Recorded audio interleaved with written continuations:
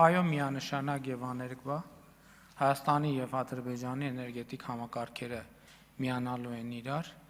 եւ փոխադարձաբար նույն պայմաններով օգտվելու են եւ արտահանման եւ ներմուծման հնարավոր պայմաններից։ Նշեցիք, որ փաստաթուղթը թրիպի իրականացման շրջանակը ունի իրավական պարտադիր ուժ, որովհետև դա հայտարարություն է երկու կառավարությունների եւ նախկինում էլ խոսել ենք դրա մասին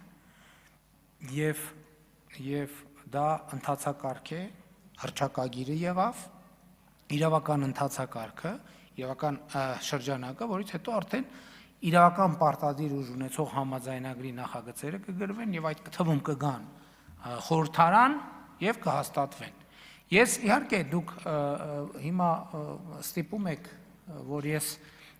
հարցին այս դիտանկյունից նայեմ, որը սակայն ակնհայտ է։ Տեսեք, ինչ որ ասում եք, որ Հայաստանի Հանրապետությունը պետք է ստանա փոխադարձ առավելություններ, այդ ինչ փոխադարձ առավելություններ,